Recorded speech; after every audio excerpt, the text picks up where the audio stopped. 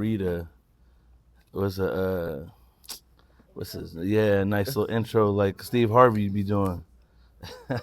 Steve Harvey do a great intro. Yeah, no, he does. Yeah, man. Let me know when it's ready. All right, ready? All right. Welcome back to the dojo.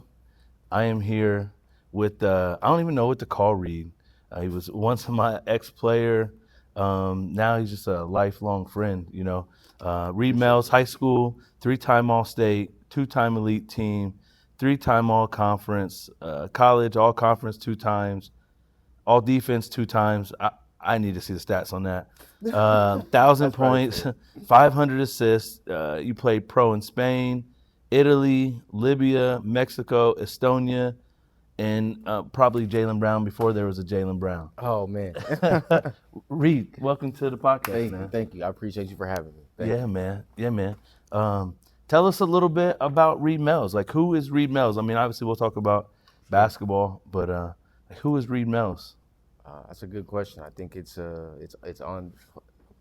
Should I look at you or should I like? You look wherever you want. Okay. I mean, like, All look at me because we're having a conversation. Okay. But Facts, if you got something important, you can point it at the camera. Michael Scott it. Okay. And then make sure the people behind the camera that's listening, like, get your message because they're gonna be watching, and sure. you got a message For sure. I'm sorry. Go ahead. Ask your question again. Who is Reed Mells? I think it's an ongoing thing. I don't think the answer is ever finished. You just you discover more and more about yourself as you grow. I know that's probably been my case. That's a good answer. What made you fall in love with basketball? Man, that's a good question. My mom always tells me the story about she could clean the house and I would just be still putting the basketball in the basket. And like for hours, I would just put the basketball in the basket. And I don't know. I think I was 2 years old and I just fell in love with it.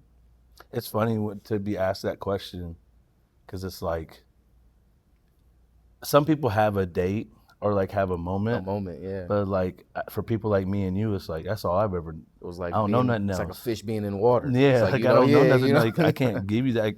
I can look at pictures and remember, like remember those old suction cup Nerf hoops. I remember those marks always being on the front door because I always had a hoop up somewhere. See, that's like the generation probably before mine because we had you hang it on the door frame. So that's you. But I know what you're talking about. That came in after. Yep, yeah, but that's. Like, okay. But yeah, we used to make the sock basketball and the whole thing. Yeah. Who first believed in you before you believed in yourself? My dad.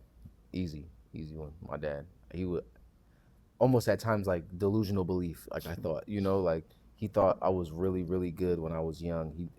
He would always tell me I could be really good, and I guess I believed him, but not to the extent that he was talking. Man, that's hard for me to imagine because I just feel like you just have always had this level of confidence. Yeah. That and your dad, if knowing that now, like your dad obviously did a really good job. I appreciate that. I'm sure he would appreciate that. Yeah. I would tell you though. I think some of the confidence was a bit reactionary. I mean, when everyone says you can't, it's like. You have no choice. It's either you quit or you play with your chest out. So, So like people telling you couldn't motivated you. Definitely. Yeah. I remember a time in elementary school, a teacher. I mean, this is like I'm like in probably first or second grade, and obviously I wasn't like the tallest first grader, but like no. But like even in the first grade though, like. We still got to wait and figure it out. Nobody's good. Everybody's pretty even in the first grade. In the first grade, there's no way you can say. Yeah, it's really about speed. It's really about speed at that point. You know what I'm saying? Yeah. And it's like, who knows what's going to happen when you turn 15 or, The girls are usually bigger than the boys in first grade. And that was for sure the case for me. All the girls were way taller than me in elementary school. But I just remember a teacher in like the first, second grade telling me like, not even that I shouldn't have something else outside of basketball. They were telling me to just pack it up and hang it up in the first, second grade because you're too small and you can't. It'll never happen for you. And I still think about that moment simply because, in a way, they were right.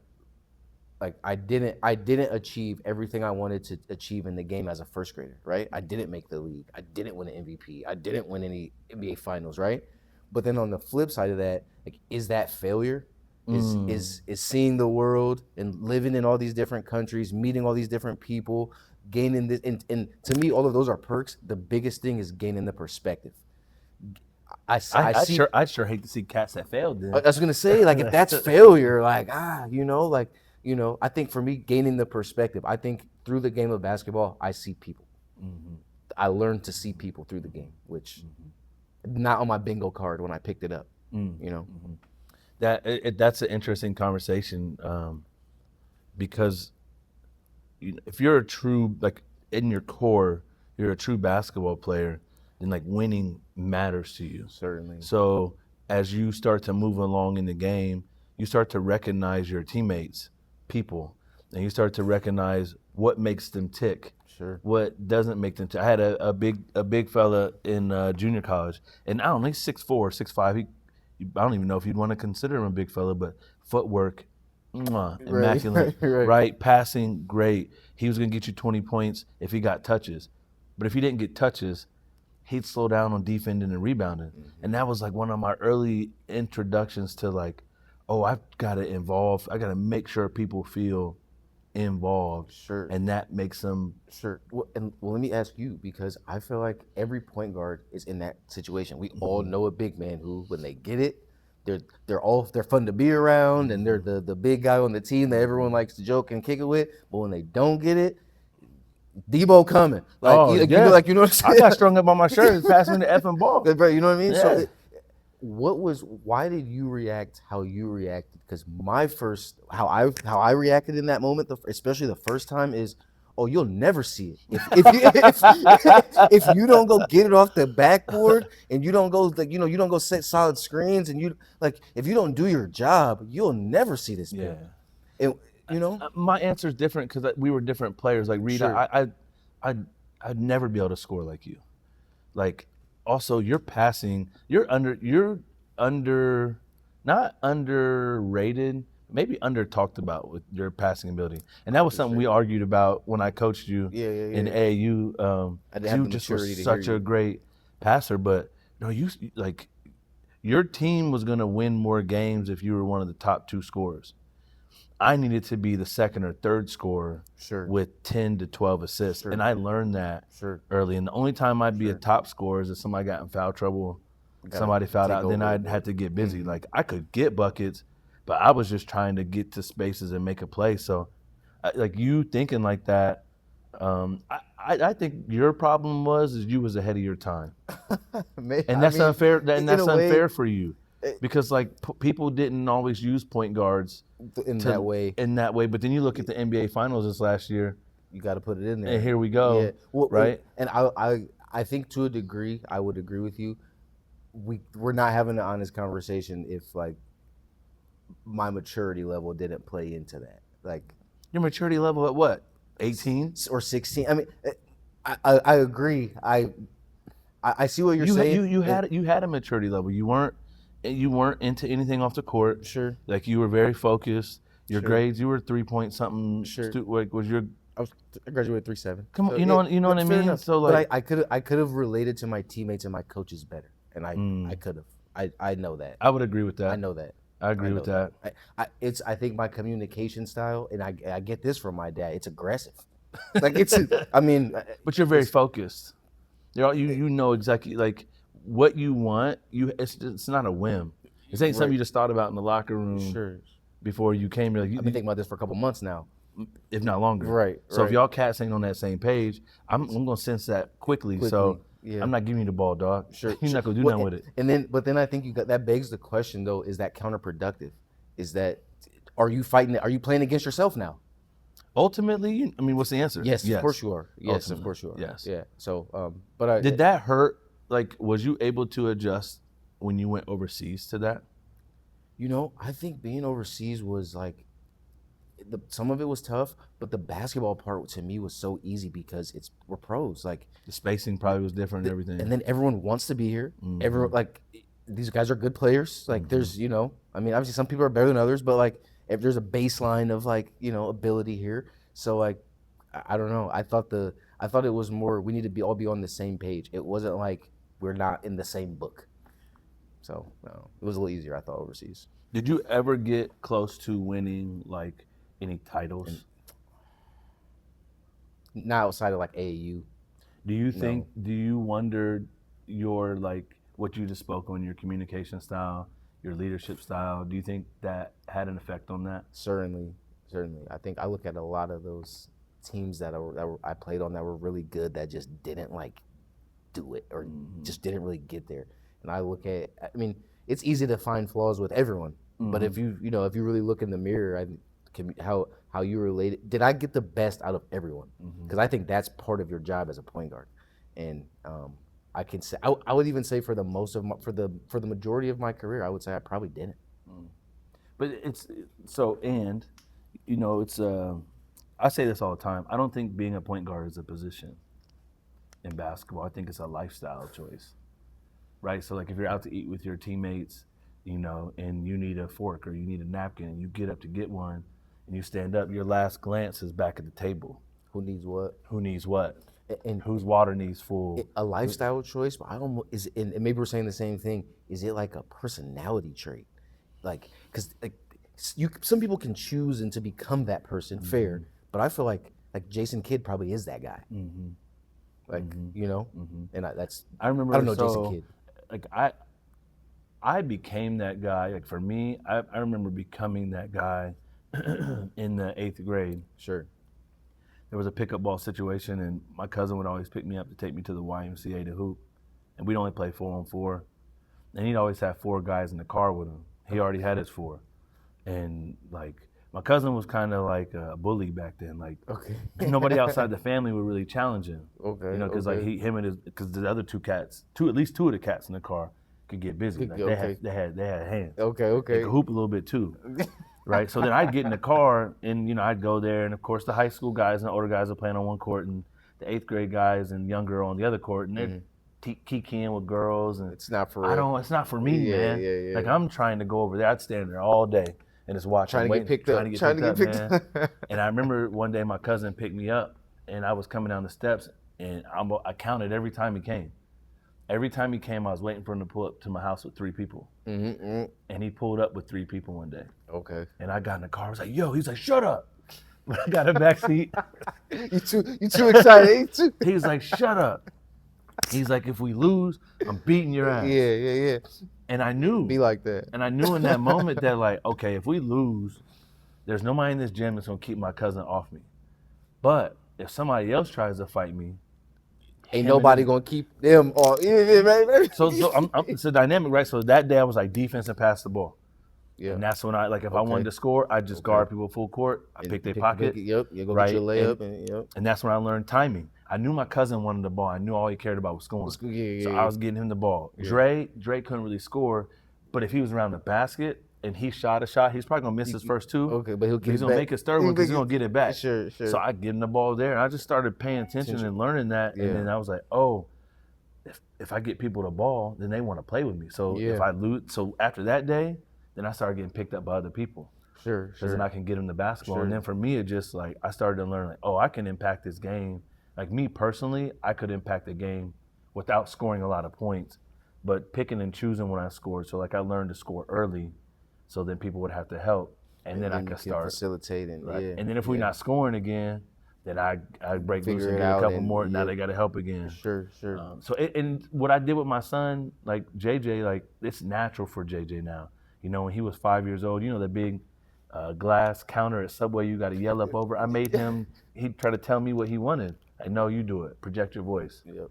Right? Like I would ask him, like he'd get up from the table, I was like, you see if anybody need anything. Like little stuff like that. Yeah. And now, he just transferred over to Roosevelt, and he got into a little game with him. And I watched him direct the scene because he saw a mismatch, and he got one of his players to post up and moved everybody to the opposite side. And I'm like, there it is. Okay. That's what we're looking for. That's what we're looking for. Dog. Like 1, being able to recognize the mismatch, with 2, like orchestrate it. And then 2, your teammates have to trust you to even, to on the fly for you to just start giving orders and, giving marching orders, and guys aren't like, smacking their lips or walking through the lane or, you know what it is. You know exactly what that looks like. So that's good. That's good. Speaking about JJ personally, I think he won't struggle from some of those things that I did. I think he's much more relatable. I think his communication styles are just much more. They're much more palpable. I think he's got that part of the game, certainly. But I think that comes from his dad. Yeah. Yeah, We have conversations. He's a good for dude. sure. What was your biggest adjustment from high school to college? Athleticism, speed and size of the players. I think, especially in high school playing 1A, I think there was never a time where I wasn't at least like top 2-3 athletes on the court. Like, you know, I mean, and when you get to college, like I'm still probably as fast as some of the faster guys, but like, what does that really mean in 94 feet of space? Like, you know, When this guy's 6'3", and he's not as fast, but he's taking 1 or 2 steps to your 4. Yep. And then when we get there, he's got 40 pounds on me. So you know what I mean. So it's like, especially my freshman year, man, I just felt like I was just overmatched. Like I just felt like I was overmatched. But I think that was the biggest adjustment. And then trying to figure out, well, how do you be effective under that? Because you're not going to gain 20 pounds this year. You're not gonna. How can you still impact the game? How can you still impact the game? Yeah. So you know. Yeah. What? So you mentioned you said something about in high school you were one of the fastest guys on the court. I went to what I feel like, and still to this day, was one of the greatest high school games I ever watched. Shout out Scott Brooks for yeah. Shout out Scotty. Scotty's got some dope clothes. I'll definitely have him one here. For sure. But that game, how many points you have? I think I had 31 and 12 that game, and Scotty was like 41 and like 17 rebounds or something. Yeah. And you had 20 rebounds. How many people did you have? How many other guys on your team was it? Caleb? Caleb. I mean, you was out there like Dolo. Caleb wasn't there that year. Caleb had went back to Roosevelt. Okay. For sure. Yeah. And that wasn't like, did that go overtime?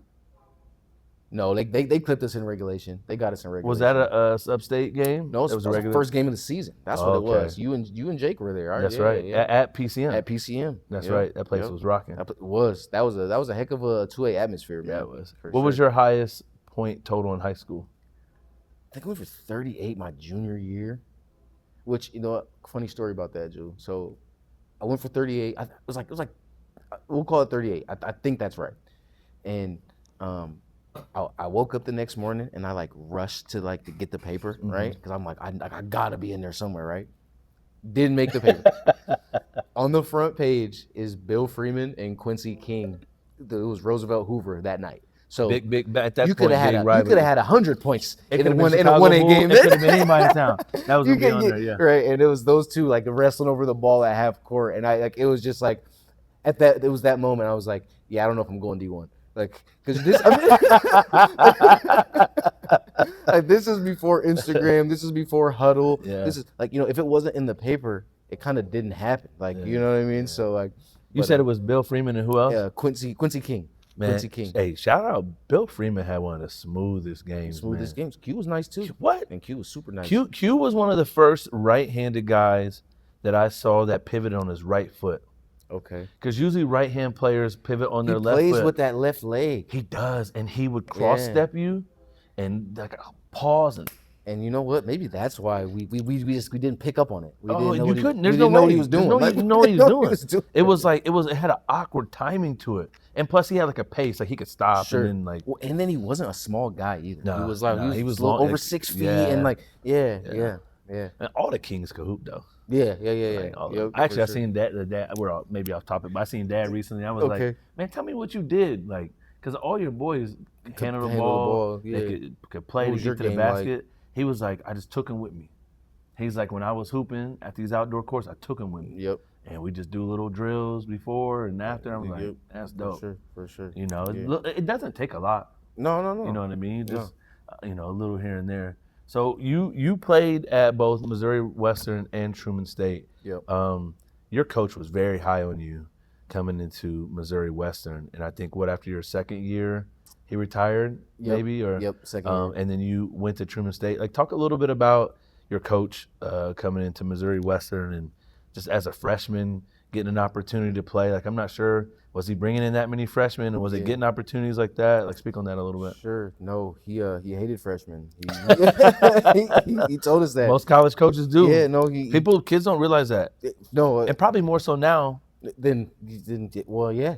I think it was the landscape. I mean, to say it was harder then or now, I think is maybe just to the degree. Because like coaches want kids that are ready to play, and that's, you know.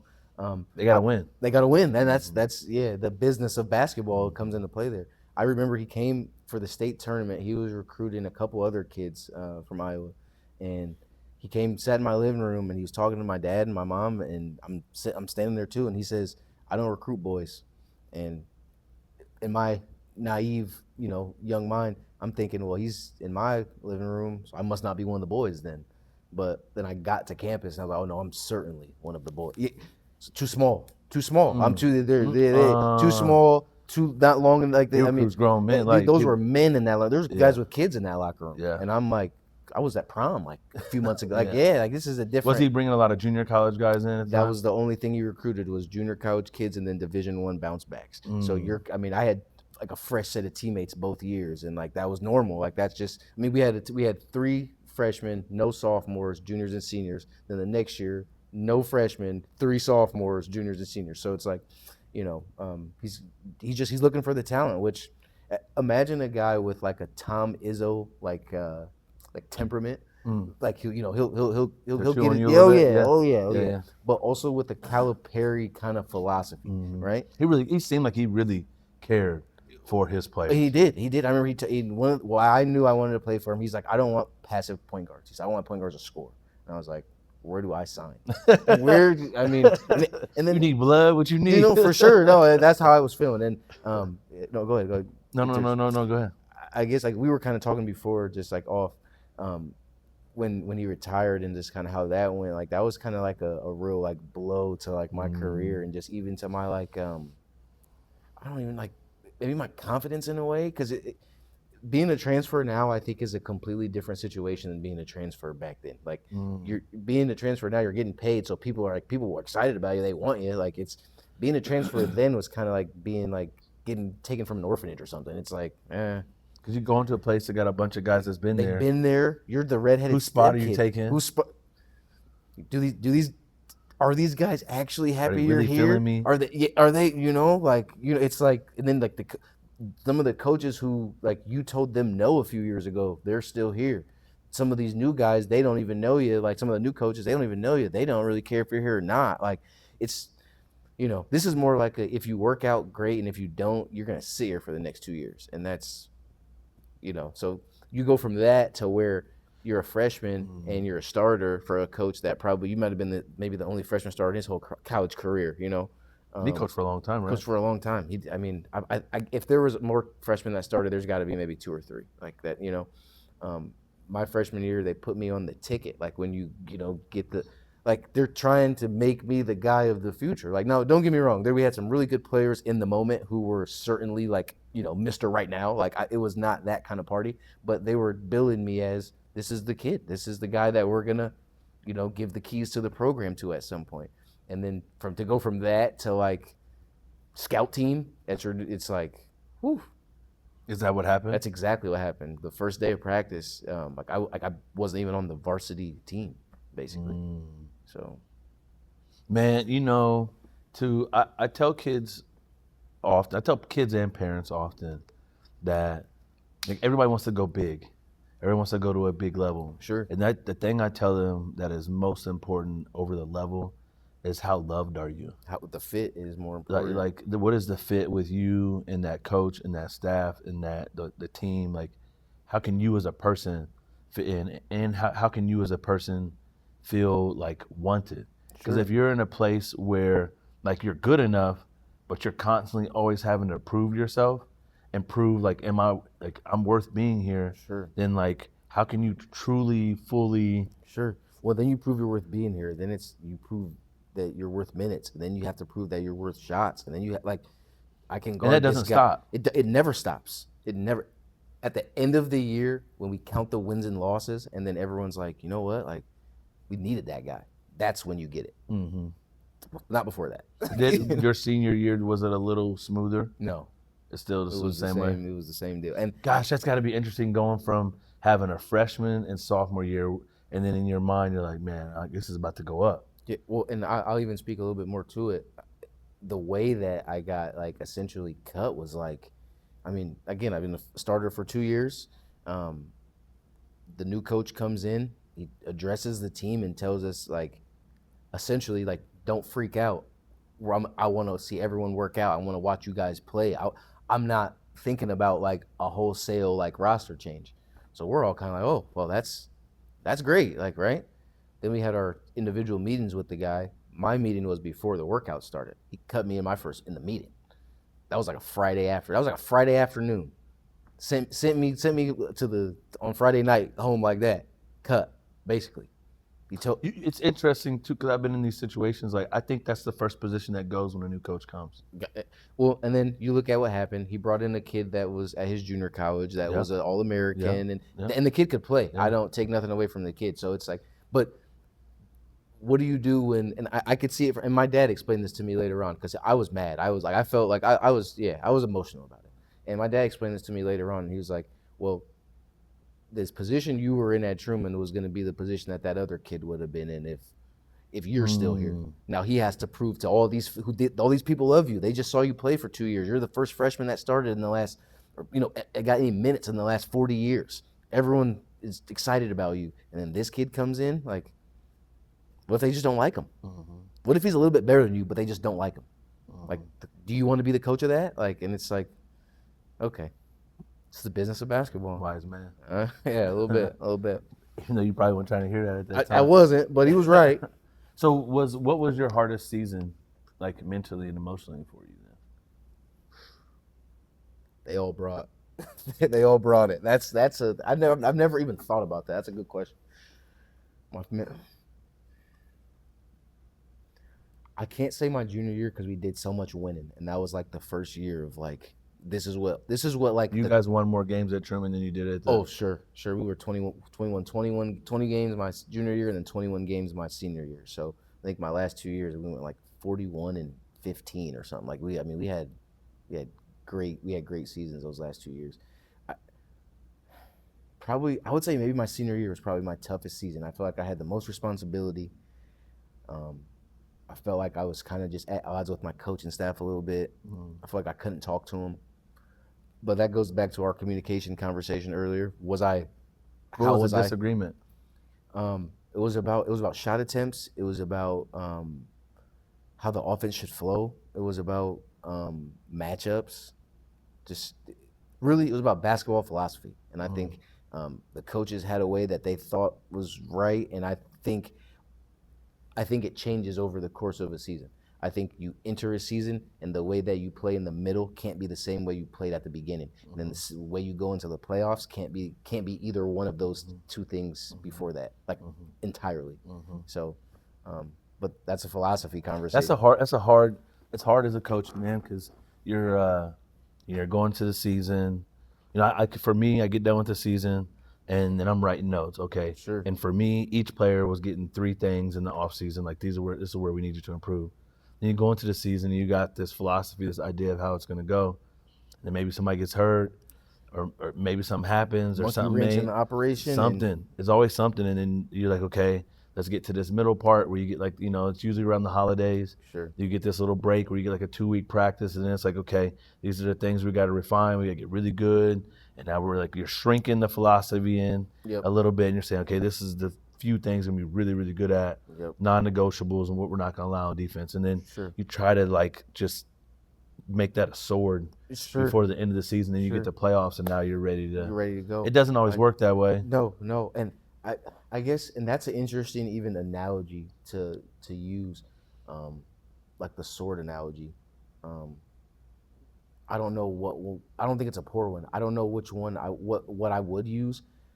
I guess when I look at it, the season as like the game is the season in microcosm, right?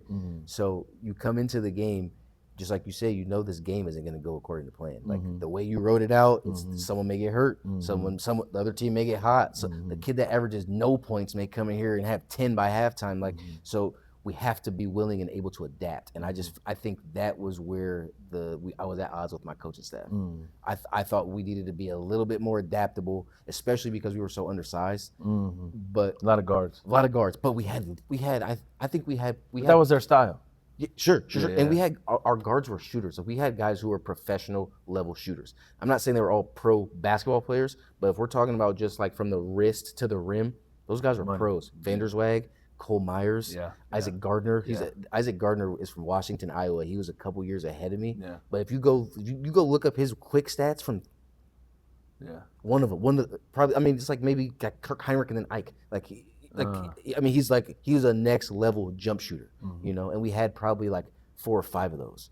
And I just couldn't convince our coaches that like the way that the guys are playing today is what our bench should be doing. If they shoot at 2, take them out. Like, why? You know, like there's nothing in there for them. You know what I mean? Which, and obviously that's a little maybe too much on that side, but like that's the philosophy I was trying to get us to go to with our undersized squad, and we couldn't break through it.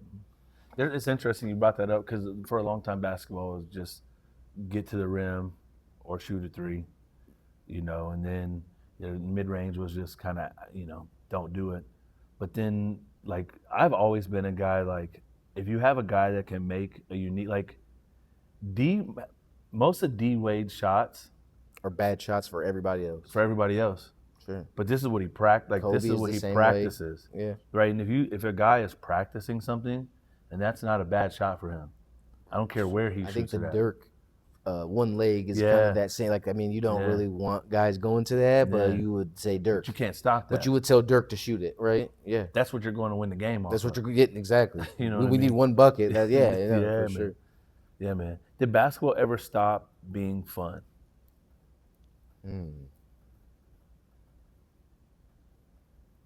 No. Is it still fun? Well, you know, I don't play anymore. No, you retired? I'm done, man. I haven't played. Thank you. Hey, man, you need to pick up one of these. Man. They've been trying to get me on man. You be good at it. The pickleball, We can go out there like the king and duck. Oh, say less. Let's do it. Let's do it. Miyagi me. Wax on. But when I was playing, no, it never. The business of it kind of sucked at times. I mean, there's drags of it, but like that 40 minutes. And I'll tell you what, I think. Even right now, today, I could lock in for 40 minutes. Now, after that, I don't want to talk about this. I don't want to do film. I don't want to go stretch and lift weights and keep my body. I don't want to watch what I'm eating or like I'm definitely gonna drink this wine when we're done. Like you know what I mean. So like I'm not like that's not the mindset of a basketball player. That's a recreational hooper at that point. So I think when I got to that point was when I knew like you're done. Reed, you always had a look in your eyes, man, when you played. It was it was fun. It was fun coaching. So when did I first start coaching you? That was you graduated 2011, right? Yeah, that's the spring. So I've been a junior, right? Yeah. Going into your 17 going year. Into my. Who did you play with before? My dad always had a team. The Kings was what it was called. I don't know if you remember Reggie Jackson. Yeah. The Knicks. Yeah. There was always the Knicks and the Kings. Yeah. That was Yeah. And so then you came over to us at Kingdom Hoops because me and Jacob started Kingdom Hoops in 08-ish. I think my dad just never really he didn't know and I mean, and this is a guy who's born in segregated Georgia in 1952. What AAU basketball is like. It's a whole new he was thing, probably 40 by the time that became a thing. You know, so he was done coaching. This is a guy that coached college, coached high school, and I don't think he had a single AAU player. You know what I mean? AAU was not. It wasn't a thing. So if at most there was maybe a team a guy would put together within the whole state or the Midwest and somebody would play or something. That's what I remember in the 90s. Okay. In the 80s, it was just see, by the 80s he's 30. Yeah. 90s he's you know what I'm saying. So I what you're talking about, maybe I don't even know where they would have went to play. Yeah. At that. Yeah. And then 65 is when you can even play. Who was on that team? Because I was y'all's head coach.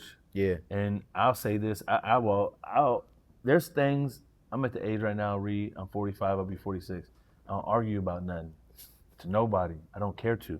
Yeah. But this, you argue about I'm arguing this, dog. I'm arguing this. We had the best second team. This is the best B team in the history. The best B team in history. We had more pros on our B team. On our B team.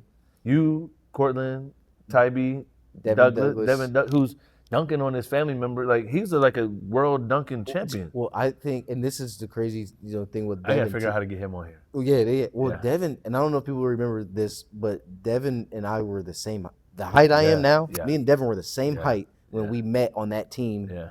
We were 16, 17 years old. We go to college the next year, I get a phone call from my best friend Caleb, and who was also on that team. Yeah. And he said they were at Kirkwood, and he was like, "Hey, I'm at the gym at Kirkwood, and Devin Douglas is here." I'm like, "Oh, where? Tell him I said what's up." He's like, "No. He's 6'4". I'm like, "Stop!" And like this. I mean, like a linebacker. like a wide. Yeah. And then I was like, Devin's not. Stop. I turned it off. No, you're good. I was like 6'4". Like, I think you might have changed the. I'm sorry. The mic. No, you straight. There you go. We good. But yeah, I mean, Caleb called me and told me that Devin had this like crazy like growth spurt, and I was just like, man, I got to see it. Didn't to he have believe some it. freaky highlight or something like that when he was at Kirkwood that like went like More than More one, than probably. one, yeah, More than yeah. one. But you're right. He won the slam dunk contest when we were in college. So. And he went to Mary? No, somewhere in No, it was Mary. Was it It Mary? was Mary. Yep, Yeah. it was Mary. And then he was a Globetrotter after that. Played in Latin America for a while. So. You know, you made me a better coach that year, because you got to understand. So like, you know, I'm just really getting my feet wet, right? So it's 2000, what, like I said, 2010. You graduated in 11. Yep. So it's probably what, 2010? 10. Yeah, 2010. I'm just now 30 years old, right? So we're 10, 11, 12 years apart. Yep. And like, as far as our competitiveness, It was like the same. it's like the same. It was right, but I'm also recognizing like this kid can really play, so I had to figure out how to communicate with him. Sure. Because like, you could just play. Sure, I appreciate that. Yeah. I appreciate that. I think by that same token, you made me at least more aware. I don't think I was ready to like change myself at that time. I was always telling you, man, you're a two man in a point guard's body. Yeah. I was telling you at that next level, bro. Like, cause I was so high. Like, I knew you could score the ball. Yeah. There was never a question, but I was so high. I've always, like, I don't know. It's two things. Like, if God was like, if I touch you right now, you get two new things. two new attributes. Like, one, I would be left-handed. Okay. And the second one, I'd be able to Memphis juke. I don't Okay, know why I like that. I just want to be like, it's a Project Pat. Right. But lefties can they just have a angle. It's like a they can different play the rhythm of game the at. It's a game. different rhythm. Like, your passes were always so strong. And you could pass in the tight spaces that other people just couldn't. I could see the lane. I could see the alleys. You could see it so far ahead. And so at the time, I was just so confused. Like, why won't he pass that? Because he can see it. Yeah. Like, I know he can see it, but also that thing's going. But then I think it was a thing of he doesn't. I think this is a personality flaw. Like, he doesn't trust his teammates. Is this kid trusting in general? Is because I think that's. I would say as I became like a more mature person, I became a better player. I became a more mature player. Like that. I think it goes together. It was hard too. It is. Like, you were playing small school basketball in Iowa. You have this goal that you are not going to give up on. Sure. And you're almost like chasing. You're always playing chasing from behind. You're always and you know you're going out to these tournaments, and like somebody has to see you. That's a great way to put it. Like, somebody has to see you, and if they don't see you. And then being like 16 when it's like your Bradley Beal is right here. And then the cameras are and the people are surrounding them, and they're like, and it's like, and you're just like, if I get on the court with this dude, I'm going to rip his face off. I'm gonna murder him. He's taking pictures. He don't know what I want to do to this. Like, and it's like, and I think Brad Beal and I think Austin Rivers are the two guys for me because they were in my class, and it was like those were the guys, you know. And we were at a tournament with Brad Beal, so we saw that up close and personal, and you're like, you see where you want to be. You see like Florida, Syracuse, UCLA. They're all at the games, and you're just like. There's like a reach away. It's like you could go touch that kid.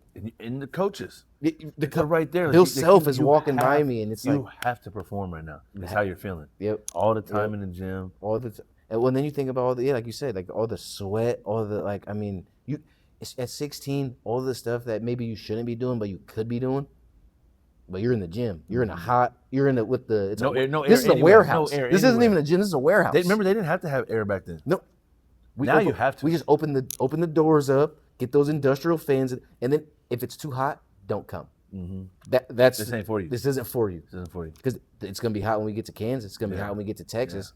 Like, and I'm gonna because we're close to talking about this, so I want to bring this up. Sure. And then we can bounce back. Like, this is why I created the dojo. Okay.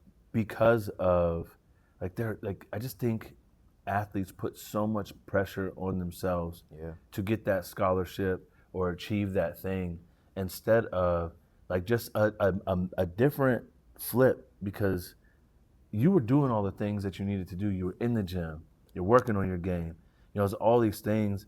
And then I think what people need to shift to more of is like, who are you as a person?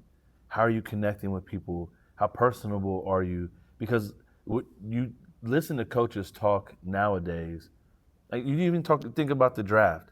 This draft, the first 10 guys all had two-parent homes. Okay. Okay. Like, and it's like one of the first times that it's been like that. Yeah. So this getting it out of the mud attitude, me against the world attitude, It maybe isn't it's not the game anymore. right. I think it's another reason why. I mean, and I think there's a lot of reasons why the Celtics let go of Jaylen Brown, but I think they can justify it in the sense that the game in the league is changing, Sure. where everybody's getting a bunch of guys that just play the game right Sure. and just play the game well. Sure. Can you read the kickouts? Can you knock down the shot? Sure. Can you keep the ball moving to the next read? Can you defend? What kind of teammate are you? Sure. Like those things. Man, obviously there's going to be a guy on the floor who's A cut above, and every team needs that. Yep. But that's only so many. So like if you want this opportunity, might be 7 or 8 in the world. So you know what I mean? So like people are going out and I talk to kids now and they're trying to be the best scorer at these tournaments, and like, one, you're in high school. Check mark. Because they want a grown dude or girl out there that's already had averaged 13 points in a conference somewhere, or 14 points in a conference somewhere, been through the grind and know how to manage their time and do all those things versus, I don't know, question mark at the end of the day. Yeah. Well, and I guess someone put it in perspective like this for me. I think it was my dad. He's saying when you're coaching varsity kids, you ask a 16-year-old or 17-year-old kid who's on varsity, especially like a good player, is there such thing as a third grader who's good at basketball? You can be good for a third grader, right? But there's no such thing as a third grader that's good at basketball. They have rankings for that. Well, if you put a third grader on a court with guys who are actually good at basketball, he'll probably get hurt.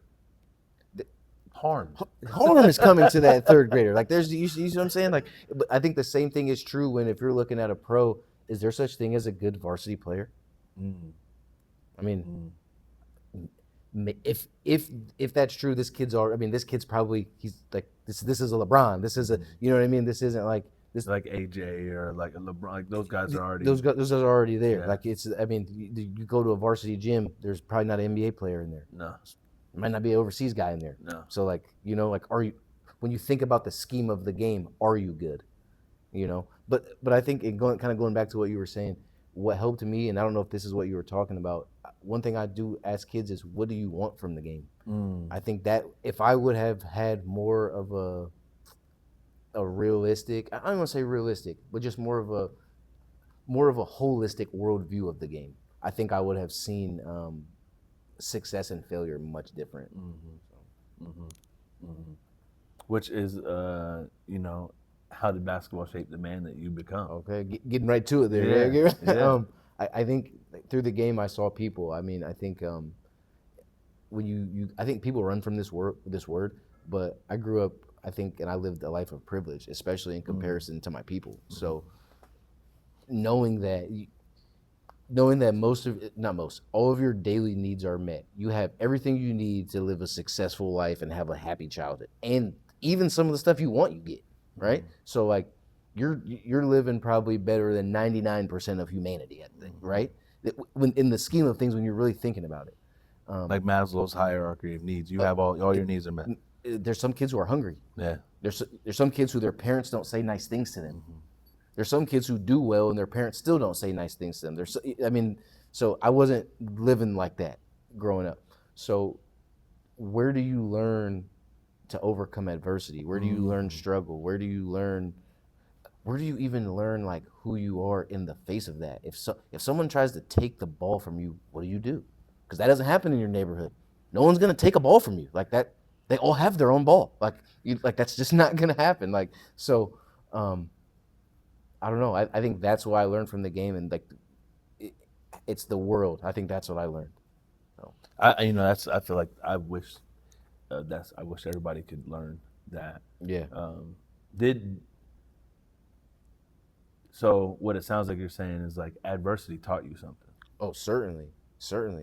And Adversity in basketball, adversity in the game. for sure. And I think maybe it's easier to maybe get it in life because life is like like your life is literally the most important thing. But when you have that kind of like taken care of, what's the next thing that you want? And it's basketball. For me, it was. So when people are trying to tell you that you can't do it, or you don't make this team, or you don't make that team, or you finally do make the team, and then a new coach comes and he tells you to leave, like it's like this is the adversity that you're facing, you know. So because this is the thing that this is the thing you want. this is the seed you planted. This is my life. Yeah. Like you know, like Yeah, you you know put what I mean. everything Like, it's into hard to this. separate the two. Yeah. Like so, Yeah. you know.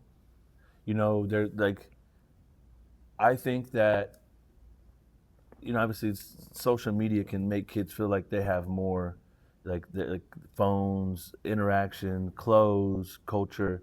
So there are a lot of kids who act more privileged Okay. than they actually are Yeah. in today's time. So Sure. there are.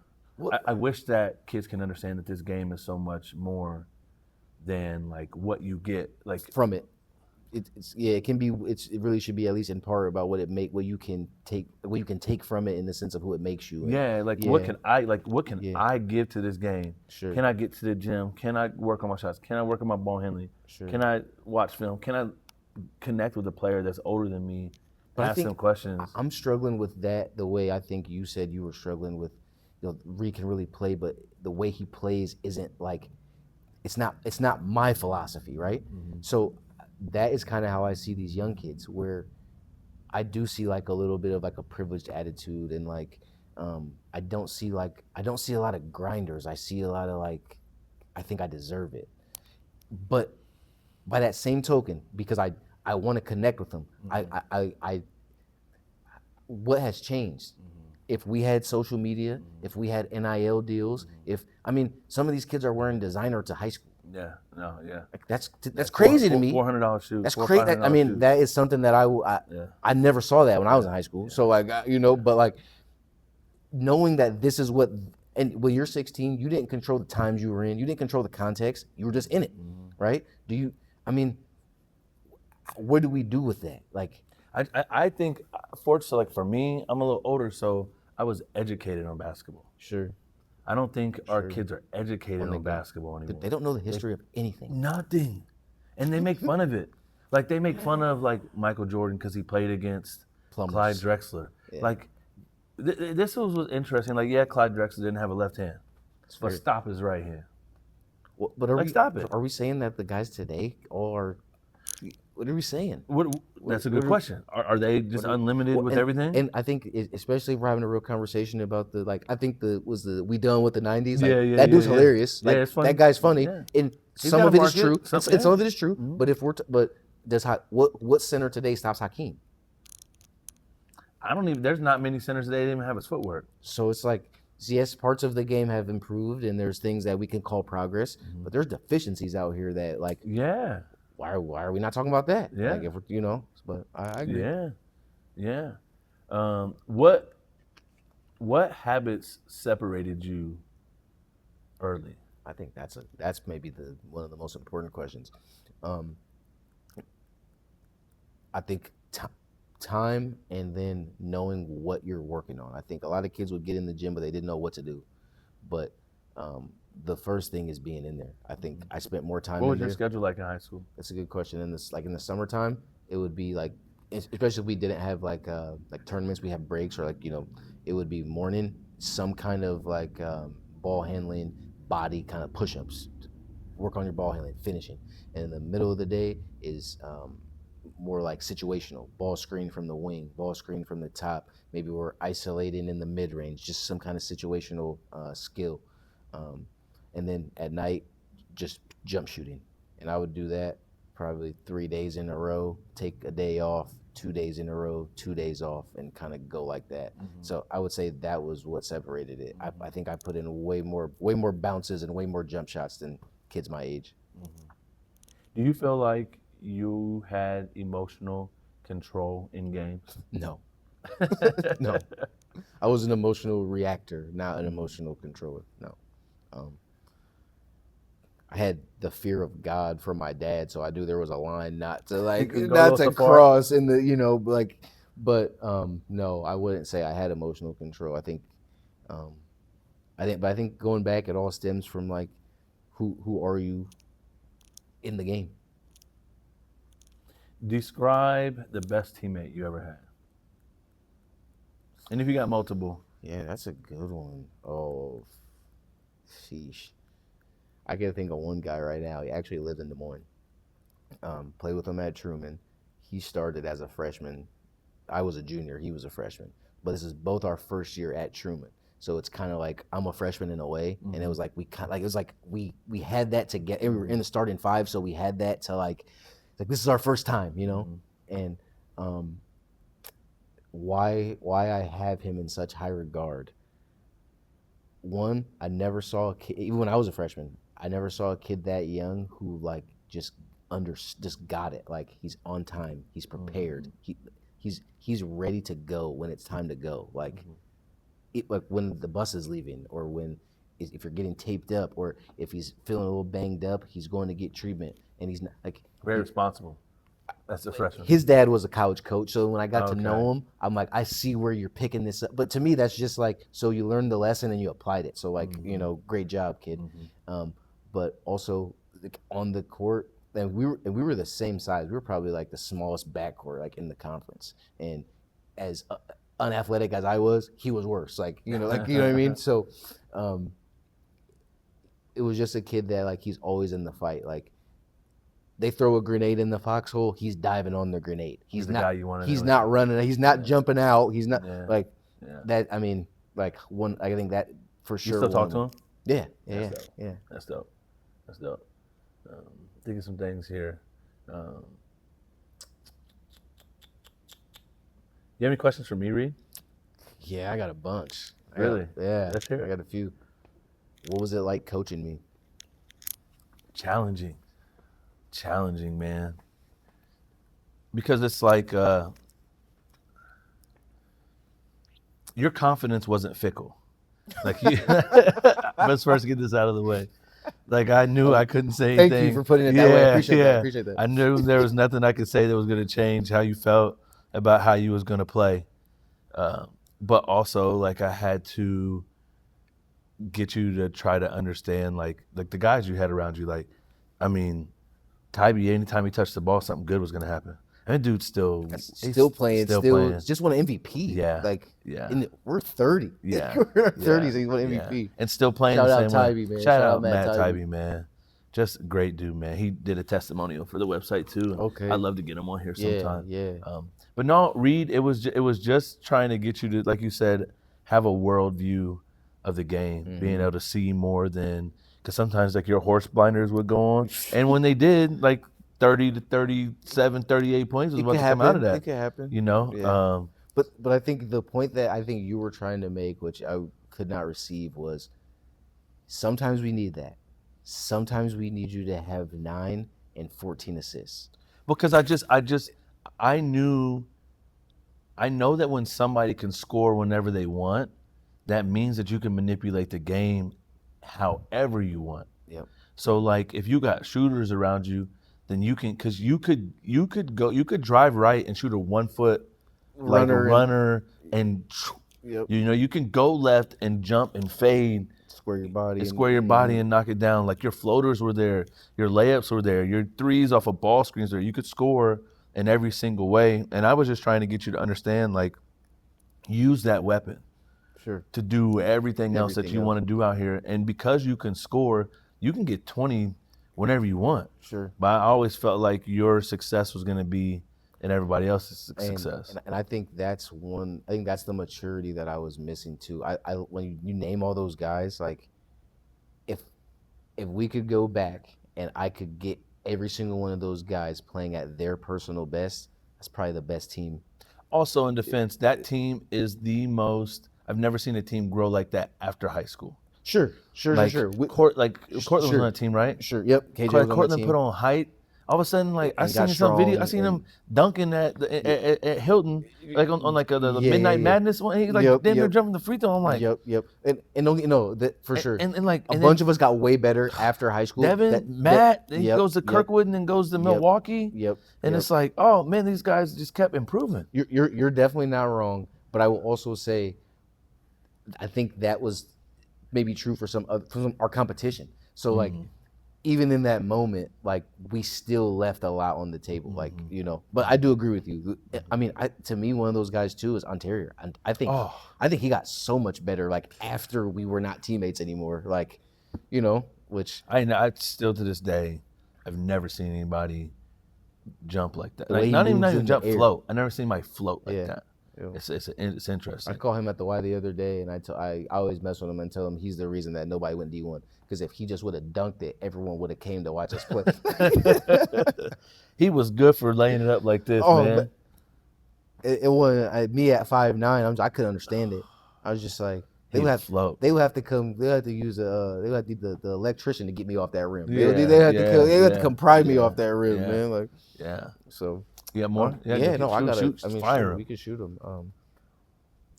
Who was in your coaching career? Who was the best player you think you coached? And obviously, you don't have to say me. I'm just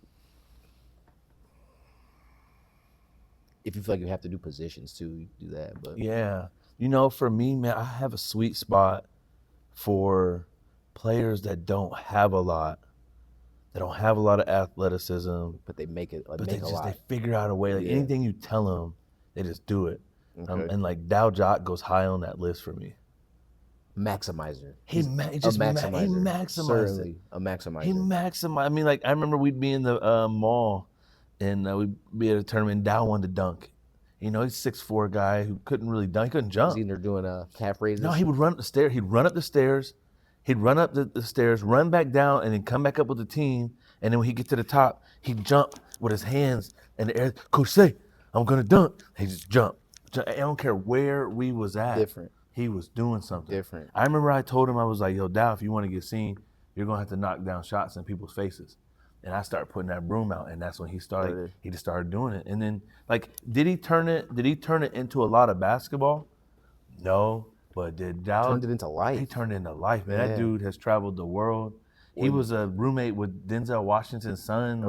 Like he went to U of Penn, like got an Ivy League education. When he's like doing like God's work, like on the earth. So like he's changed his like his Sudanese, culture. Like he's a go-to man, in that family. But gosh, man, there are so many players to put on that list, man. I think Matt Timey was super coachable, and like Harrison was different. Harrison and Doug were different. I remember when I first started at, it would have been the attack first, and then we was in that little change. But I would go up to that gym, and because I'm just now getting introduced to this, right? Like I tell people all the time, people's like, man, you're a basketball expert, you know this, you know that. Yeah. But I'll always say like the players that I coach taught me more about what it takes than I ever taught them. Like I remember walking that gym and Harrison and Doug would have the chairs out, drills after drills after drills after drills. I mean, they were just repeating the drill. Like they didn't stop. Like every day you came in there, they were in there. Grinders. Like, yep. Harrison and Doug's work ethic was pro level. And it was pro level. I thought Pete's work ethic was pro level. It was unfortunate that Pete hurt his knee early, but what he's turned his career into now, being able to play for the Sudanese national team, man, I've been very blessed, man. I'll tell you another guy, Byron Hart. Yeah, you know what? And I think Byron and I played in the same conference, but I think Byron might have been a freshman. He's a little younger. My senior year, yeah, maybe. But so we didn't really ever go head to head under the whistle. But I played against him later on. That dude could play, man. He could play, man. And then he took his IQ and then went to Kirkwood and won a championship. I like that team that Corey and Cole Myers and those guys was on with Casey Kasserbauer. They were the behind. Yeah. I got the chills, man. Yeah. I got the chills. Those guys were fun to tough. watch, man. Tough, Connor man. Shable. Corey, he would guard, man. He would run the team. He could win games without scoring the ball. I would say Corey Myers at the point of attack is maybe one of the best defenders I've played against. This is what people don't recognize, how long his arms are. his arms were so long. He had these strong and he shoulders. was strong. He was strong. Like he strong was he was like hands. Aaron Kraft. Oh. Like, well, but speaking of him, I remember we walked in one day. Okay. And because this is, all Ohio Red. And we walked in, man, and it's a team of all black dudes. It's funny that Stephen A. Smith just said this, but we see Aaron Kraft out there warming up, and me and Jake look at each other. It's like, all right, we know who the shooter is. Man, they get the tip, the jump ball. They get the jump ball. They toss that ball back to Aaron Kraft. He goes like this. I was like, oh, we in trouble. Yeah, he's picking up full court. We're in trouble. Yeah. In trouble. Yeah. But yeah, Corey Cole, Grant Lane, man. Grant Lane had a sweet jump shot. Shoot it. He could definitely shoot it. I remember he could shoot it. One of the guys that I thought was like, maybe he was just underrated to us, but I thought Jake Gunther was like, I thought that dude was smooth, man. I thought he could play. Jake Gunther had a high basketball IQ. Like he understood the game. His game was unappreciated. Underappreciated. Maybe underappreciated. Because I feel like he made the list and so he got accolades. So maybe underrated isn't the word, but maybe underappreciated. Underappreciated. Because he's only like true basketball people appreciate true like how good what he was actually doing on that court. Yeah, man. Well, and I just like his size. I feel like it was rare back then at the one. Yeah. And he could play from the block to the top of the key and wasn't super fast, but he could facilitate. He could and then being that size, always make the right play, knock down the open shot. Yeah. It's interesting the amount of pro football players that we got to coach, like Darbo, Travis Perry. He was on that. Darbo. Yeah, he was. He was on that team with them guys. I remember he was 6'2", 6'3".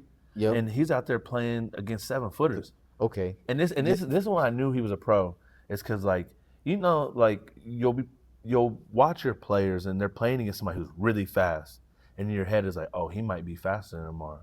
But then like Amar could push a button and like go faster than that dude. Or like could jump higher. It was like you would see things out of him you hadn't seen. It's like, oh, these guys are different. He's got a different level. Like from Urbandale, Lazard.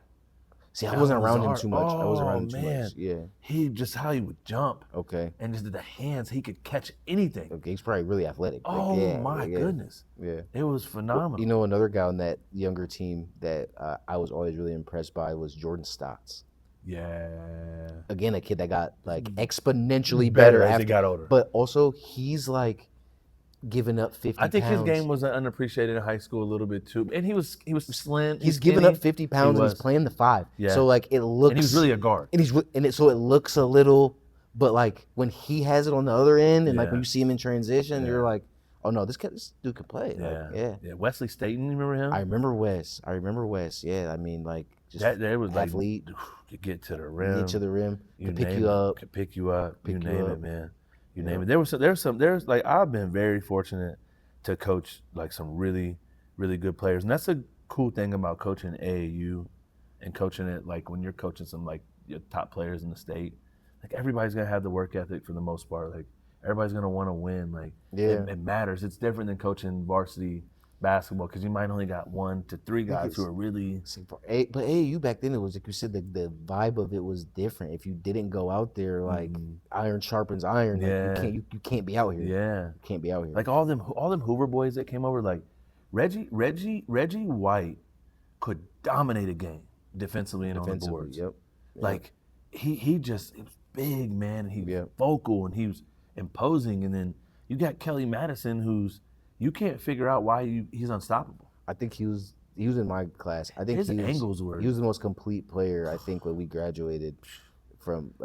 I seen Kelly not too long. I was reffing at a tournament. I think the one that why am I forgetting his name? His Soul. His brother passed away. I think his last name might be Solovong.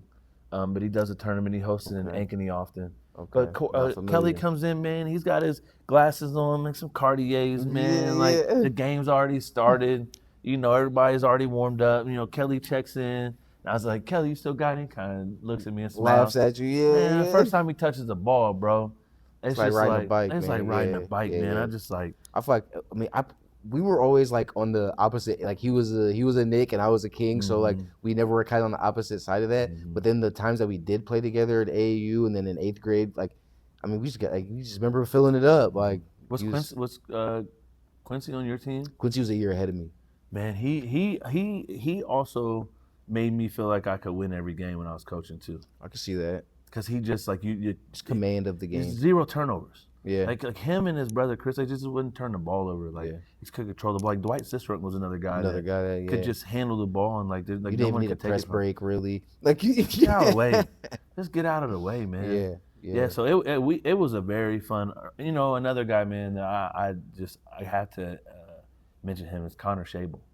Yeah. Like that guy would sacrifice his body, and like any play that wasn't in the stats, like he made it. He made it. Yep. He just knew that it needed to happen, and still would hit shots.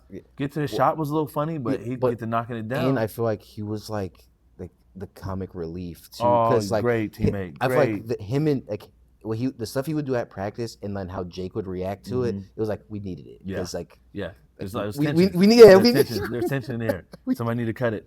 And Shable was the perfect guy to do it. Yeah, he was the perfect guy to do it. Yeah, those are great. Those are great basketball times for sure. Yeah, 100%. Are we killing your time over No. there? Okay. All right. No, you got any more questions? Drew, I could ask you. Like, keep going. You can give me a couple the thing more. is, like, some of the stuff I would want to ask you. Maybe we should. Like, we probably can't put that out. Like, no, it's okay. Okay. I don't know. I asked you who's the best.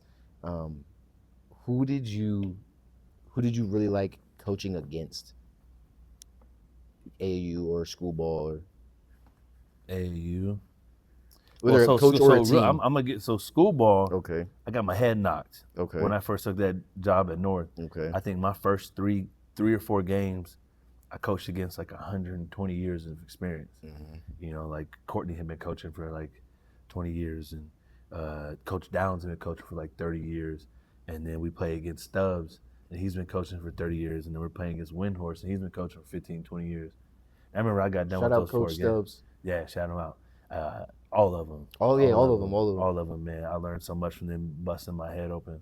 I remember I got done with those games and was like, this is the difference in AAU, because like AAU, I think I was so good at, like I could use AAU how I used defense as a player.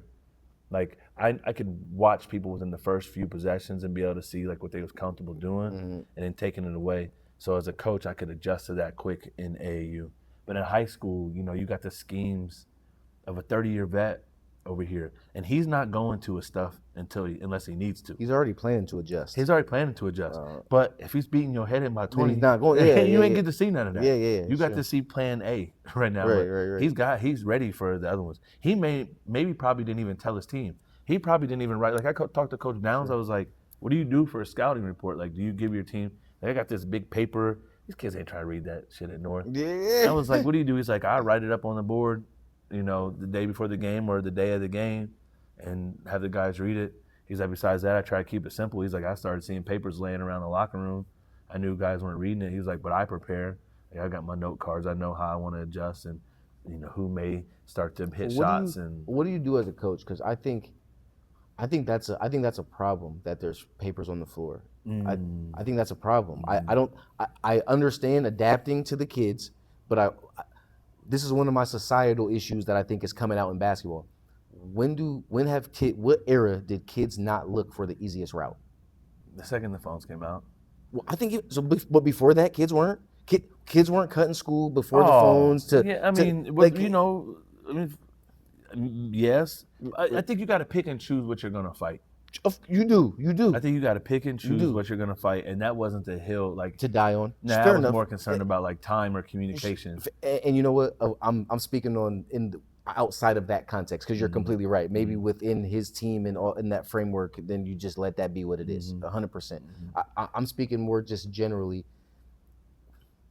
Should we allow the kids to forego something? As a coach, if you have a mental advantage on your matchup, if every one of my players has a mental advantage on his matchup, that bodes well for us. If I know what you're gonna do, and but you have to also assume that player can handle that weight mentally. Right. A lot of players can't go into games with things on their mind. Like they just need to play the game. You got to play the game, and then you got to hope that your practices are preparing them for those situations and those moments where it's just like a dance move, right? They understand that their body is supposed to be under the rim and they're supposed to be the tagger. And they're supposed to, hit somebody. That's almost a foreign way for me to even see the game, Drew, because it's hard, Reed. It's hard. It's hard. That's almost like that's almost like a robot out there, or like someone who's on autopilot in a way. And it's like, okay, yeah, you hit the button and the guy on the thing says cross. There's a car coming. Okay, we've been practicing cross, right? But now there's a car coming. Like, I think that those things. I think autopilot is necessary because there should be to a some degree things that are just second nature. But I think that's over time, and I think that's based on the dedication of an individual player. Of the individual player, because the more time you spend with the ball, the more time you spend watching the game. I think that's probably the biggest flaw in today's basketball. Not enough watching. Not enough watching. Because if you watch it, you get to see, like, if the situations arise. Yeah, situations arise, right? Yeah. So, like, we got this coaches board, and if you attack to this free throw line, first you're reading, like, where these defenders are at. You're reading, is there a guy by the rim and where is he at? Sure. You know that once you get here, there's only 1 to 3 things that the defense can do. Sure. And after you read the 1, now the next 2 can be pretty easy if you see the 1 has gone away. Right. But most kids right now, they can only read 1. Like most points, so like I like the force point guard sideline baseline. I hate middle drives. No, because if you put me in the middle, I'm getting 10 to 12 assists and I'm scoring it right there. Sure. But going here, like, I can go here because I can read, 1, 2, and 3. Most players, if they don't have anything there, they're stuck. This 45 pass is difficult. Yep. This baseline hammer is difficult. And then forget about. The drop right behind you. That's a whole different level. They can only see what's in front of them. So I think if kids, like, watch some more games and not just highlights, because a highlight, they're watching the ball and how the ball completes its thing. Like, does it go on the rim? Was it dunk flashy? What was the move like? You don't see how he got here. But you don't see how he got here. Like, Klay Thompson scored 60-something points and dribbled the ball how many times? Like, there's a lot of film there on how he got there on every single play. How did he make himself available when he caught the ball to score it on a 0.5 or a 1? Count. Sorry, it's a lot of basketball jargon. Right. But yeah, I think there's a lot of things. I don't think it's just one thing, man. But I wish kids would watch more basketball, one, and I wish kids would play more pickup basketball. I think that's the thing. Okay, I want to caveat that, though. They're watching, like, if they go and do at pickup what they watch on TV, that's counterproductive. What do you mean? Like, if they're watching, I think if they're watching the league, if they're watching, like, say your average run-of-the-mill NBA game, I don't think they should go out there and try to do that. What do you think's wrong with the average run-of-the-mill NBA game? The ball is too far away from the basket at this point. Shooting-wise? Almost all the time. The ball's outside. I mean, the ball's outside the arc. I think it's rarely in the center of the. Like, how many guys play at the nail? Giannis. SGA.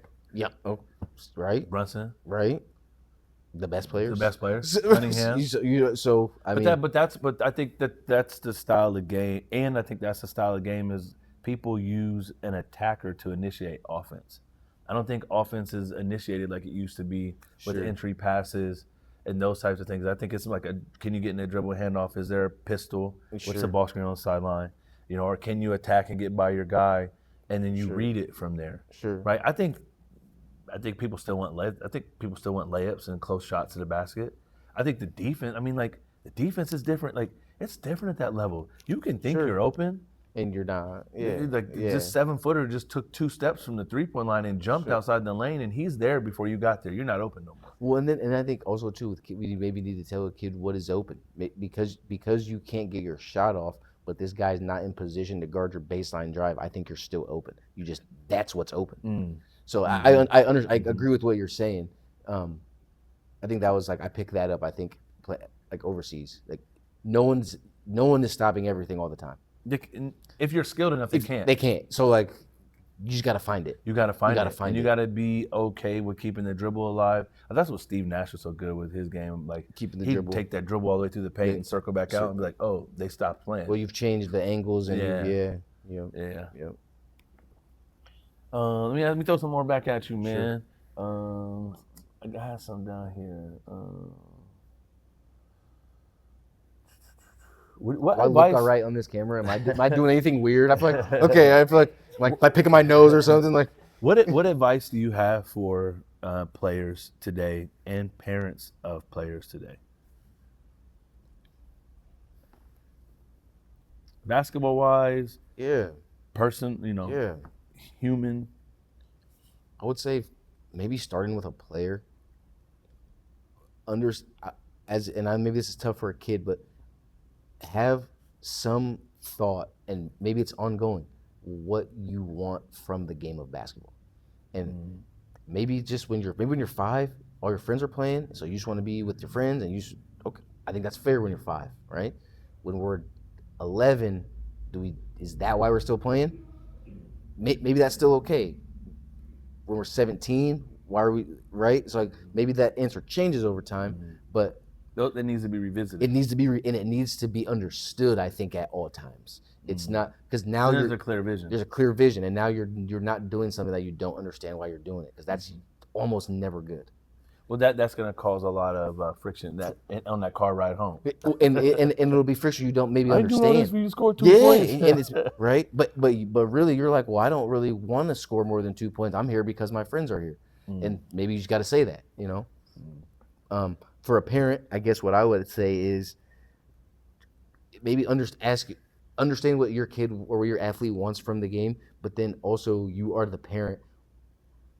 What are the non-negotiables that they need to get from the game? Because your kid has to go to school, fair, but like there's stuff that has to happen at that school, and if it's not happening at that school, then they can't go there, right? Facts. So Facts.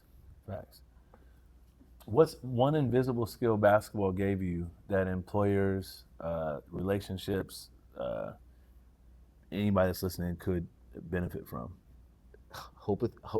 hopefully empathy is that when I think playing in college probably should have been enough, even maybe just playing in high school, but when you go to another country and there's like like people are very different, like there's different religions, there's different languages, there's like this some of the stuff that the team is serving some people can't eat, and like just there it's Because of their beliefs. you know what I mean, and then it's like you got to meld that for all of us to work together.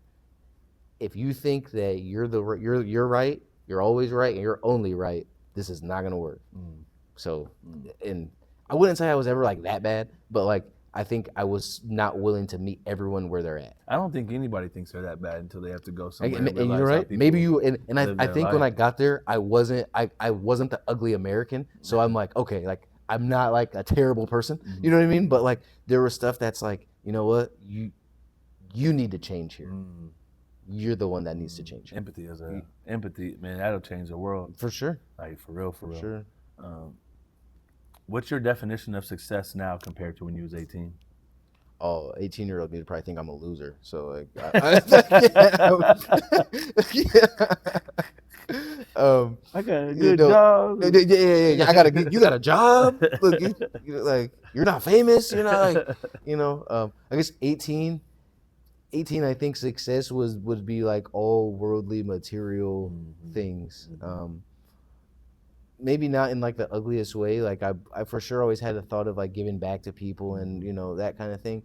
But like very tangible thing. Very tangible. Not like pouring into people. I think at 33, success. I think sure there's material aspects that come with that. You want to be able to take care of your family. You want to like give your woman nice things, give your kids nice things. But I would say more like wisdom is success. Like being able to transmit it, being able to like accept it and use it. I think that's what success looks like. Wisdom is an interesting journey. You never get fun things to gain wisdom. Usually not. It's usually not how that goes. That's usually not how that goes. A lot of tests. Yeah. A lot of tests. So. What legacy do you hope your basketball journey left behind or leaves behind? Oh, that's a great one. I always, I guess when you're young, right? Like Des Moines was like the world to me. Like New York is on like Law and Order. Like it's not like a real place, It's so like if I could be like I'm kindergarten. If it's like if they're like reads the best from Des Moines, like that's good enough for me. And like when you get older, you realize kind of how small that is. But like at the same time, you realize how big that is too. Like I want my legacy in Des Moines to be like around this game. I want when kids play this game or when people play this game, you should have me in your mind, and not in an arrogant way, in a like I owe it to the guys who laid the foundation here to like to be that. I need to be better than him. Like that's what I want. I want my legacy to be of. We need to edit this better. I want to say this the right way. I want to say this. Say exactly how you feel, man. Like there's this is open. That's why like I've cussed. No, for sure. Like, this is because I feel like I said I didn't say that the right way. I don't want to be in your mind when you're playing basketball. What I want is I want the players who come from the city to honor the past, to understand the tradition, even know the past, to get to know what like you stand on the back. Like I mean, I look at guys like DeAnthony Zanders. This is the first dude who I mean they went undefeated and won. Like they did this before Harrison Barnes. They did this this is before North Carolina and Creighton and all, like these are two guys from the neighborhood who did it. You know what I mean? Like Ray Miller. Like these are the guys that like we should know that. And like when you play at Hoover and you put that jersey on, like no, come on, like you know what I'm saying? When you're at Grandview Christian and you're putting that jersey on, it's not for me. Honor the legacy though, and I think our in rap, I think even in our culture, like why are old rap like why do we laugh at old rappers instead of like, hey, how did you do that? How are you still relevant 20 years from now? A guy like Jim Jones, who never like how many times has he gone platinum? Once, twice, but 20 years from now, he's a cultural icon, and like people still laugh at the guy, or like he just came out with a new song that surprisingly is like dope. He like debuted it on actually Fat Joe and Jada just did a song with DJ Khaled. It's like crazy. To me, Fat Joe and Jada are other guys. It's like, but like you could have a viral moment clowning those guys out. Yeah, it's crazy. It's crazy. It shouldn't even be allowed. Let me ask you a question that's attached to that. Sure. So I think that's true, and I never figured out a way how to do it when I was at North because I just didn't. I did figure out a way to do it. I did bring guys in. I did have guys come talk to those kids. Yeah, I remember you right? Sure. So like, but you could see it on their faces. Like I had Pete come in one day, and I just rebounded for Pete. I was like, Pete, show him your shooting workout, and Pete showed him the shooting workout, bro. He had to have shot 50 some shots and maybe missed 3, right? I had JJ Sullivan come in and show them a shooting workout. The dude went 49 for 50, and the guys just looked. They had no questions. And it was like, I like to say often, man, like I have it written on the front of my notepad, sure. But I went to this festival one time where people were camping out in the woods and there's music and I'm sitting out there, right? So I'm sitting there kicking it, right? It's nighttime. I'm out there kind of by myself and this old man comes up on this unicycle. It's crazy, bro. I'm not lying. And he stops and he's like talking to me and I'm sharpening my pencil with the knife at the time. He's like, you know what I always say? I was like, what's that? He said, be curious, be open, and have fun. And man, I wrote that down right away. Yeah. He's like, have fun, and he unicycled off, bro. I don't even know why he showed up other than to share that with me. Right. And I just don't think kids are curious enough. I don't want to interrupt. No, go ahead. No, but please do. I think kids are insecure. And this is coming from a kid who I think was relatively insecure himself. If I ask... What's that rooted in? For me, fear of failure. Okay. Which is going to steal your curiosity away. I could go ask Pete questions, but like, what if he dissed me? What if I look silly? What if I look silly? What if these guys make fun? Because they're looking for everything to make fun of. What if my boys? I couldn't say nothing in front of my players. Paul, yo, coach. Hey, you know what? In my mind, y'all got to get that off because we was 16 and whatever the thing was that we did, I know we did that. I know whatever it was. I know you can have it. You got it. You know what? Paul, all right. Pause. I was crazy. I shouldn't say. You feel me? Yeah. But like, I want y'all. Can y'all do both? Yeah. Can y'all pause me? Yeah. But then go get what you need. Yeah. Because that's why Pete's here. It's so you can get what you need. It's not. I already knew he could shoot. Yeah. That wasn't why I brought him here. Yeah. It's so you could get what you need. Like so you could see how what this should look like if you want. Because if I ask everybody right now who wants to play college ball, every hand goes up. But then the guy who was a Big Ten Player of the Year is in the gym and you don't got none. How did you manage your time? I mean, but also there's insecurity. But then I think there's the unknowns of do they even know what to ask? I don't think so. I don't think so. And so this is, and I guess Which is Go ahead. connected back to, like, because if there is, you think about, like, for me, like, I think about curiosity like a pilot light in a furnace. Okay. Right. Yeah. You ever had had to light that, because it's I like a gas, have. right? Yep. So like Yep. sometimes that light goes out and you got to go. Long candle. And Yep. that joint's scary, Yeah. right? Yeah. But like, to me, curiosity is just having a little flame and just a little bit of courage So, to ask that question. That's- Because once you do, not only do you probably have more questions, but then everybody else is gonna not hold on to theirs, and then all of a sudden they're gonna ask questions. And now the question that you have in your head now educates me because you don't hold it in. And yes, the homies are gonna make fun of you, but you helped Eat it. it. But the thing is though, where you should take it is the loudest one who's making fun of you. You helped him the most. Yeah, he gonna listen the most. He feels the most like, yeah, they see me, Yeah. so now I gotta, yeah, Yeah. That's what's going Yeah. on. I think that's what's going on. Yeah. And you brought it up too, Instagram, or like just. I think it was easier for us to disassociate because TV looked so much more far away.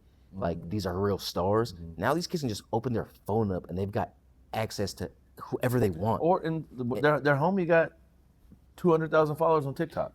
Like somebody that goes to school with them every day. So now that's where their hope, that's where their mind is at. Is in that. Which that can be argued. That's where my mind is at by starting a podcast. People say that people shouldn't start podcasts. I guess, but if you started the podcast so you could, so when you get to 200 you could like pop it, then that's probably not right. But like if you get to 200 by dropping jewels, I'm trying to drop these jewels. just I think that's a different thing. Like I don't not want any of the kids to not have the like. I think about at 16, I would have wanted to have followers too. Yeah. Like, but I wouldn't have wanted followers more than my integrity. I wouldn't have wanted more Are you followers. sure though? Because it's an interesting feeling. Like, remember how like you said, you're at the tournament and Bradley Beal got all these cameras around him. Right. And that was what it looked like for us back then. Is people having cameras. But I guess what I'm saying is it had to be real though. Bradley Beal was really that guy. Yeah. There was no faking his that. integrity was not in jeopardy. Yeah. Like, if I would have went and tried to like scoot next to him so one of the cameras get me, and then I posted on my MySpace and be like, yeah, they was flicking. You feel me? They was flicking me up in Lawrence, me and Brad, like, that's not really that. Now your integrity is in question, right? So I know, to me, I wanted it, but I wanted to earn it. I wanted to be a McDonald's All-American because I earned it, and that's why they're snapping pictures of me, and that's why they're taking interviews of me, and that's why I'm on the cover of Sports Illustrated holding the palm in the basketball. Like, but I don't just want it because just to have it, right? Like that takes away from it. If you rig the game and then won, like, right? That's not. Yeah. Reed, so closing out here, Sure. I wanted to create this platform. It's podcasts. Like, I wrote some books. I let you preview the book. Yeah. Coming soon. We'll have training academies where we have kids come in and just learn the IQ of the game. Press and play, press and pause. I'm going to talk Reed into being one of our instructors as well. Say less. What would you share in closing that people could gain from? Well, one, how can parents see value in what the dojo can offer? And then how can players see value in what the dojo can offer when it comes to like mindfulness, being able to identify yourself and your game, the emotional intelligence, the IQ, the recovery stuff, the balance, all those things that aren't talked about a lot. I think kids are in gyms and they got trainers and they got AAU programs, which I think are necessary. I'm not anti anything when it comes to basketball. Sure. This is an addition to, like, we should all be working together. It's an ecosystem. Yeah, like, what do you feel the dojo that you could share with people that maybe you gained from being a player underneath me, what I was able to provide? So I think mindfulness is probably the word I would use, and I think that encompasses a lot of things. You play the game. I know this is like saying the obvious here, but you play the game with your body, right? So if any part of your body is deficient, if you need that to, your game is deficient. You see what I'm saying? If your right hand is weak, but you're a right-handed shooter, like you got a broken pinky, that you see what I'm saying? If your balance is off, your core isn't strong, you get pushed around. If you can't control your emotions, and that's part of what you're using to play the game. So I would say holistic health will make you a better player. So I think the benefit that a parent or a player could take from this is just overall becoming better. If you become a better human, you'll become a better player. Agree. Without a doubt, you'll be a better teammate. You'll be a better. And that's what anything and everything that you do should be about. Whether if you're playing the trumpet, saxophone, whatever it may be. Surely. If you're a better human, you're gonna be better at your skill, your craft anyway. Better at it. We can close there. All right. Reed, thanks for joining us, man. Thank you. I love you. I Thank appreciate you. I love man. you. Appreciate you. Yeah, man. Family forever. Right on. Episode 1. We out. Hey. Oh, it's episode 1? Yeah, this is it. Oh no. Actually, me.